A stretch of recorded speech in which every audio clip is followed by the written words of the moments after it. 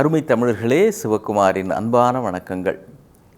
வகுப்பில் ஒரு ஆசிரியர் சொல்கிறாரு, டேய் நான்லாம் பெரிய பெரிய தமிழறிஞர்கள் கிட்டக்க பாடம் படிச்சிருக்கிறேன், கீவாஜாட்ட படித்தேன், மூவா கிட்டக்க படிச்சிருக்கிறேன், பேராசிரியர் ராதாகிருஷ்ணன்கிட்ட படிச்சிருக்கிறேன், தேஞ்சா கிட்டக்க படிச்சிருக்கிறேன் அப்படின்னார். பையன் உடனே நீங்கள் மட்டும் நல்ல நல்ல வாத்தியார்ட்ட படிச்சுட்டு எங்களுக்கு மட்டும் நீங்கள் வந்துட்டீங்களே சார் அப்படின்னு பசங்க சொல்கிறாங்கன்னு மேடைகளில் சொல்லுவோம். இப்போ ஆசிரியர்களை இது மாதிரி நையாண்டி செய்வது அப்படிங்கிறத அது ஒரு சிரிப்புக்குரிய விஷயமாக இருந்தால் கூட பல திரைப்படங்கள்லேயும் அதை பார்த்துருக்குறோம். ஆனால் ஆசிரியர்களை அல்ல, யாரை பற்றி வேண்டுமானாலும் மேம்போக்காக கருத்து சொல்வது அப்படிங்கிற ஒரு மனோபாவம் இப்போ பரவிக்கிட்டு இருக்குது. அவங்க யார், என்ன, எவ்வளவு உயர்ந்தவர்கள், அவர்கள் செய்த தியாகம் என்ன, பங்களிப்பு என்ன, இதை பற்றிலாம் யோசிக்காமல் நீங்கள் ஊடகங்களில் பார்த்தீங்கன்னா நிறைய பேர் போடுகிற இந்த கருத்து பதிவுகள் நமக்கு கொஞ்சம் வித்தியாசமாக இருக்கிறது. காந்தி பற்றி ஏதாவது ஒரு நல்ல பதிவு வந்தால் அவரை பற்றி தெரியாதா, அவர் இப்படிப்பட்டவர் அப்படிப்பட்டவர்னு யாரை போடுறாங்க. அறிஞர் அம்பேத்கரை பற்றி ஒரு பதிவு போட்டால் அவங்க அம்பேத்கர் இப்படி ஆரம்பிச்சிடுறாங்க. பண்டித நேருஜி எவ்வளவு உயர்ந்தவர்னு ஒரு சம்பவத்தை போட, நேருவை பற்றி எனக்கு தெரியாது அப்படின்னு. அந்த மிகப்பெரிய மனிதர்கள் செய்த பங்களிப்பில் 100% கூட செய்யாதவர்கள், இவங்களாம் யாருன்னே தெரியாது. ஆனால் நாம் கூட இவர்களை காந்தியை போல, அம்பேத்கரை போல, நேருஜியை போன்ற மனிதர்கள், ஒரு தேசத்தினுடைய உருவாக்கத்திற்கே காரணமாக இருந்தவர்கள், இவங்களை பற்றிலாம் கூட நம்ம கருத்து சொல்லலாம் அப்படின்னு நினைக்கிற அந்த மனோபாவம் இருக்கிறதே, இது கருத்து சுதந்திரம் இல்லைங்க. இது இன்னும் சரியாக சொன்னால் இது தமிழ் பண்பாடே இல்லை. ஏன் தெரியுங்களா? எது தமிழ் பண்பாடுன்னு சொல்கிறேன்? உயர்ந்தவர்களை விட்டுடுங்க, தாழ்ந்தவர்களை பார்த்து கூட தாழ்ந்தவர்கள்னு சொல்லாமல் இருப்பது தான் தமிழ் பண்பாடு. நீங்கள் பள்ளிக்கூடத்தில் உயர்திணை அகிரிணை அப்படின்னு நம்ம எல்லாரும் 2 படிச்சிருப்போங்க. என்னது உயர்திணை அகிரிணைன்னு இலக்கணம் சொல்ல போகிறோம், பயப்படாதீங்க. இந்த மனிதர்கள் எல்லாம் உயர்திணை அப்படின்னு சொல்லுவாங்க. மனிதர்கள், தேவர்கள், தெய்வங்கள், இவங்கெல்லாம் உயர்திணை அப்படின்னு சொல்லுவாங்க. என்ன உயர்திணை? தொடர்ந்து உயர்ந்து கொண்டே செல்வதற்கான வாய்ப்பு இருந்தால் அது உயர்திணை. இப்போ மிருகங்கள், செடி கொடிகள், பறவைகள், விலங்குகள் இதெல்லாம் அகிரிணை. உயர்திணை அகிரிணை. ஏன்? இதெல்லாம் உயர்றதுக்கு வாய்ப்பு இல்லை. இப்போ பாருங்க, உயர்ந்ததுக்கு ஆப்போசிட் எதிர்ப்பதம் அப்படின்னு பார்த்தா தாழ்ந்தது அப்படின்னு தானே வரும். உயர்ந்தது தாழ்ந்தது இல்லைங்களா? இப்போ உயர்திணை அப்படின்றதுக்கு எதிர்ப்பதமாக என்ன சொல்லியிருக்கணும்? தாழ்த்திணை அப்படின்னு தானே தமிழன் சொல்லியிருக்கணும். அப்படி சொல்லலை. அவன் அகிரிணை அப்படின்னா, அதாவது அல்லாத திணை, உயர்ந்தது அல்லாத திணை அப்படின்னா. ஏன் தாழ்ந்த திணைன்னு சொல்லாமல் அல்லாத திணைன்னு மென்மையாக சொன்னா? தாழ்ந்ததை கூட இது தாழ்ந்தது என்று சொல்லாதது தான் உண்மையான தமிழ் பண்பாடு.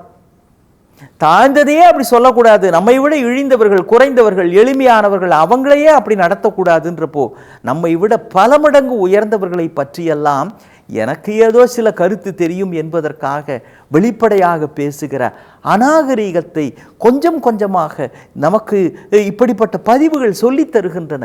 நான் எல்லாரையும் சொல்லலை, ஆனால் அந்த கருத்து கொஞ்சம் கொஞ்சமாக வளர்ந்துட்டுருக்கு.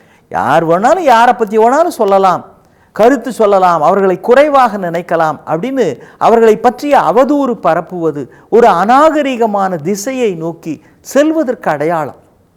அதனால் மறக்கவே முடியாத ஒரு விஷயங்க, முகமது ஷான்னு ஒரு மன்னன். இன்றைக்கி காஷ்மீருக்கு அந்த பக்கம் ஆப்கானிஸ்தான் அந்த பகுதிகளில் தாஷ்கண்ட் ஒரு இடம் இருக்குது தெரியுங்களா? படிச்சிருப்பீங்க. அதை தலைநகராக கொண்டு முகமது ஷான்னு ஒரு மன்னன் ஆட்சி செய்கிறான். அவன் ஆட்சி செய்கிற அந்த நேரத்தில் காடுகளில் ஒரு அரசன் கொஞ்சமாக வளர்ந்துக்கிட்டு வரான். காட்டு பகுதிகளில் அங்கே இருக்கிற பழங்குடி மக்களை வச்சுக்கிட்டு அங்கே இருக்கிற சின்ன சின்ன ஊர்களெல்லாம் அவன் அப்படியே போரில் அப்படியே தன்னுடைய பகுதியாக மாற்றிக்கிட்டு வரான். அவன் பேர் தான் செங்கிஸ்கான். ஆமாம், நீங்கள் நினைக்கிற அதே செங்கிஸ்கான் தான். பிற்காலத்தில் பெரும் கொடுங்கோலனாக மாறிய அந்த மகத்தான வீரன், மாமன்னன். அந்த செங்கிஸ்கான் அப்படி தான் உருவாகிக்கிட்டு வரான். அவன் இந்த முகமது ஷாக்கு ஒரு தூதனை அனுப்புகிறான். ஐயா நாங்கள் ஒரு வர்த்தகம் ஒன்று பண்ணலாம்னு இருக்கிறோம், அதுக்கு அந்த வர்த்தகத்துக்கான பொருட்கள் எல்லாம் குதிரைகள் மேலே, ஒட்டகங்கள் மேலே, கழுதைகள், கோவேறு கழுதைகள் மேலே ஏற்றி உங்கள் ஊர் வழியாக போகிறதுக்கான அனுமதி தாங்க அப்படின்னு கேட்டு ஒரு தூதுவனை அனுப்புகிறான். இந்த முகமது ஷா பார்த்துட்டு, எவனோ காட்டில் இருக்கிற ஒருத்தன் அவன் வர்த்தகம் பண்ணுறான்னா அது ஏன் ஊர் வழியாக போகிறதா, இதுக்கெல்லாம் நான் அனுமதி கேட்டு இவனுக்கு ஒரு பதில் வேறு சொல்லணுமா அப்படின்னு பதிலே போடலை. பதிலே அந்த தூதுவனுக்கு சொல்லலை. பாப்பா அப்படின்னு அவனை பார்க்க கூட இல்லாமல் விரட்டிட்டான்.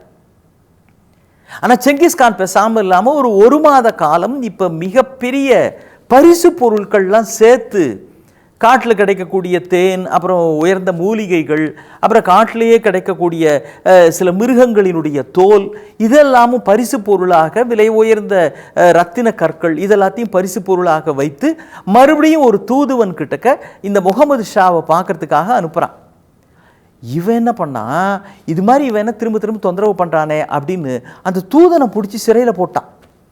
அவன் கொடுத்த பரிசு பொருள் இல்லாமல் வாங்கிட்டு தூதனை பிடிச்சி சிறையில் போட்டான். எவனோ ஒரு காட்டு மிராண்டி அவன் இப்படிலாம் கேட்டுக்கிட்டு இருப்பானா என்கிட்ட, என்னுடைய லெவல் என்ன, என் ரேஞ்ச் என்ன அப்படின்ற நினைப்புல. செங்கிஸ்கான் இப்பொழுதும் எந்த வகையிலும் கோபப்படவில்லை. சில காலம் கழித்து மூன்றாவதாக ஒரு தூதனை அனுப்புகிறான். இதே மாதிரி பரிசு பொருளோட, இதே வேண்டுகோளோடு அனுப்புகிறான். இந்த ராஜாவுக்கு அந்த ஊர், அவனுடைய தலைநகரத்துக்கு பக்கத்தில் அவன் கட்டுப்பாட்டுக்கு உட்பட்ட இன்னொரு ஊர், அங்கே ஒரு கவர்னரை நியமிச்சிருந்தான். அந்த கவர்னர் என்ன பண்ணா, அந்த தூதனை பிடிச்சி மொட்டை அடித்து அவன் பரிசு பொருள்கள்லாம் அப்படியே பறிமுதல் செஞ்சு பட அப்படின்னு விரட்டி விட்டான். தூதனாக அனுப்பிய ஒருவனுடைய தலைமுடியை மழித்து மொட்டையடித்து அனுப்புவதுன்றது செங்கிஸ்கான் இனத்து மக்களை பொறுத்த வரைக்கும் மிகப்பெரிய அவமானப்படுத்துவதற்கு அடையாளம். செங்கிஸ்கான் பார்த்தா, என்னடா ஒரு தடவை அனுப்பிச்சோம் பதில் இல்லை, ரெண்டாவது தடவை அனுப்பிச்சா அவனை சிறையில் போட்டான், மூணாவது தடவை அனுப்பிச்சா இது மாதிரி அவனை முழுக்க தலையை மழித்து அனுப்பி இருக்கிறான், இது என் இனத்திற்கு செய்த அவமானம் அப்படின்னு. இப்போ பாருங்க, செங்கிஸ்கான் கிட்ட இருந்தது 10,000 படை வீரர்கள், முகமது ஷா கிட்ட 1,00,000 படை வீரர்கள் இருந்திருக்கிறாங்க.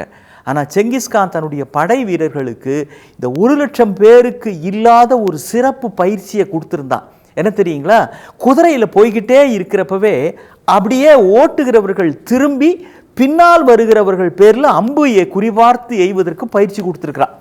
அது காட்டுவாசி மக்களுக்கு இருக்கிற ஒரு தனிப்பட்ட பயிற்சி, செங்கிஸ்கான் தன் இன போர் வீரர்களுக்கு தந்த பயிற்சி.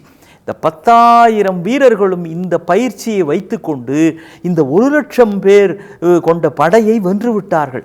வென்றது மட்டும் இல்லைங்க, தாஷ்கண்டையே இவன் சிறைப்பிடித்து விட்டான், முகமது ஷாவை பிடிச்சி சிறையில் போட்டான். சுலபமாக தீர்த்திருக்க வேண்டிய ஒரு பிரச்சனையை, இவன் சிறியவன், இவன் காட்டு மிராண்டி, இவனுக்கு என்ன நான் மரியாதை கொடுப்பது என்று நினைத்த அந்த குணம்தான் கடைசியில் தன் பதவியை இழந்து அதிகாரத்தை இழந்து சிறையிலே இருக்கிற நிலை முகமது ஷாவுக்கு வந்துவிட்டது. யாரையும் மதித்து வாழ் என்பது தமிழ் பண்பாடு, சிறு துரும்பும் பல்குத்த உதவும் என்பது தமிழ் பழமொழி. தாழ்ந்ததை கூட தாழ்ந்ததாக நடத்தக்கூடாது என்றால் உயர்ந்தவர்களை பற்றியெல்லாம் நாம் பாடமாக வைத்து பின்பற்ற வேண்டுமே தவிர நம்முடைய அரைகுறை அறிவையும் கருத்தையும் சமூகத்தில் முன்வைத்து கொண்டிருக்க கூடாது. அவர்கள் நிலையை அடைவதற்கு அவர்கள் வழியில் செல்வதுதான் சரியான அணுகுமுறையாக இருக்க வேண்டும். நம் கையில் ஒரு ஊடகம் இருக்கிறது என்பதற்காக அதை உரிய முறையில் பயன்படுத்த வேண்டும். அதுதான் பண்பாடு. மீண்டும் சந்திப்போம். வணக்கம்.